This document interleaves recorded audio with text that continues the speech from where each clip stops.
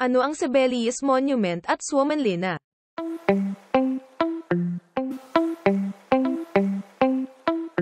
Dance!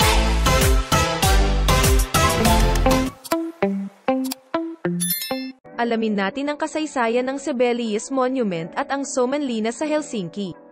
Ang Sibelius Monument ay nakatuon sa Finnish na kompositor na si Jean Sibelius, 1865 hanggang 1957.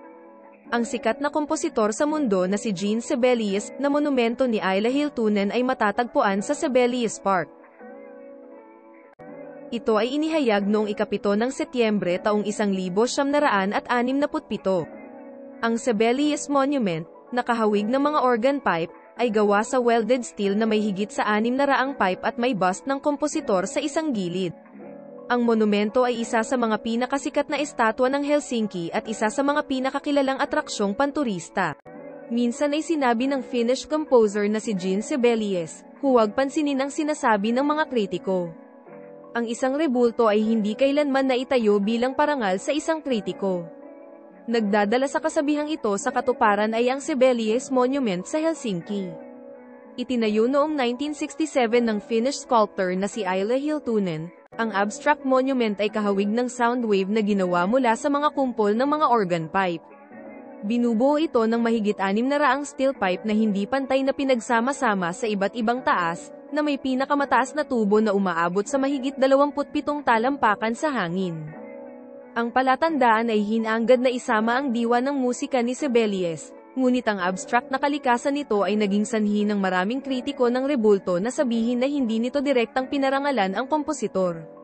Sa layuning ito, isang malaking bust ng Sibelius ang idinagdag sa paanan ng monumento upang hindi malito ang mga manonood. Ang isang mas maliit na bersyon ng Sibelius Monument ay matatagpuan sa UNESCO headquarters sa Paris, ngunit ang kamahalan ng full-size na estatwa ay isang mas angkop na pagpupugay sa bombastic artist.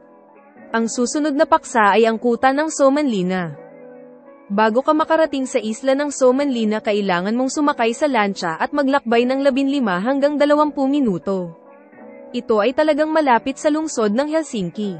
Maraming beses na akong nakapunta sa Helsinki ngunit hindi ako pumunta sa isla na ito, ngunit sa sandaling ito ay kinuha ko ang pagkakataong maranasan na makita ang pinakamatandang kuta dito sa Suomenlinna. Tingnan natin kung paano naging bahagi ng kasaysayan ng Helsinki ang Suomenlinna na ito. Ang Suomenlinna ay isang pinaninirahan na sea fortress na binubuo ng 8 isla, kung saan 6 ang napatibay. Ito ay humigit kumulang 4 na kilometro sa timog silangan ng sentro ng lungsod ng Helsinki, ang kabisera ng Finland. Sikat ang Suomenlinna sa mga turista at lokal, na tinatangkilik ito bilang isang magandang picnic site. Orihinal na pinangalan ng Sveaborg, Castle of the Swedes, o Viapori gaya ng tinutukoy ng Finnish-speaking Finns, pinalitan ito ng pangalan sa Finnish sa Suomenlinna, Castle of Finland, noong 1918 para sa makabayan at nasyonalistikong mga dahilan, kahit nakilala pa rin ito sa orihinal nitong pangalan. Dahil sa estratehikong locus yung geographical nito, minsan ay kilala ito bilang Gibraltar ng Hilaga. Sinimulan ng Swedish Crown ang pagtatayo ng kuta noong 1748 bilang proteksyon laban sa pagpapalawak ng Russia. Ang pangkalahatang responsibilidad para sa paggawa ng fortification ay ibinigay kay Augustin Ehrenfurth. Ang orihinal na plano ng kuta ng baluarte ay malakas na naiimpluwensyahan ng mga ideya ni Vauban, ang pinakapangunahing inhinyero ng militar noong panahong iyon, at ang mga prinsipyo ng estilo ng kuta ng Star Fort, kahit na inangkop sa isang grupo ng mga mabatong isla. Sikat sa mga bastion fortification na ito, ang Suomenlinna ay naging UNESCO World Heritage Site noong 1991. Sa panahon ng digmaang Finnish, isinuko ng Sweden ang kuta sa Russia noong 3 ng Mayo taong 1808, na nagbigay daan para sa pananakop ng Finland ng mga puwersang Ruso noong 1809, at ang tuluyang pagpapadala ng Finland sa Russia sa pagtatapos ng digmaan.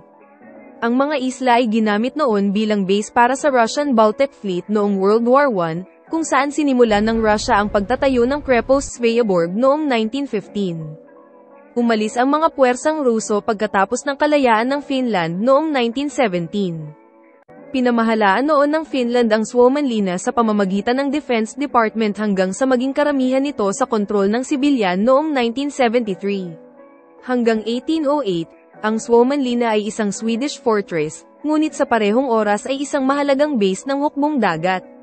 Ngayon, ang Suomenlinna ay isa sa pinakamahalagang atraksyong panturista ng Finland at isang sikat na libangan at residential na lugar na may mga 900 na naninirahan. Bago ko tapusin ang paksang ito, panoorin natin ang ilan sa aking behind the scene.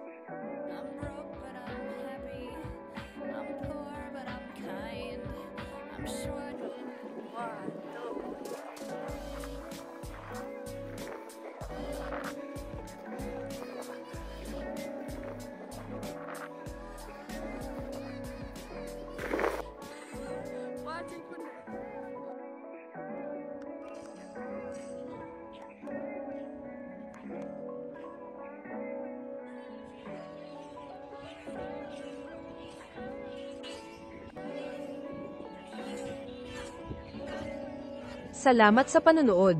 Hanggang sa muli. Hands.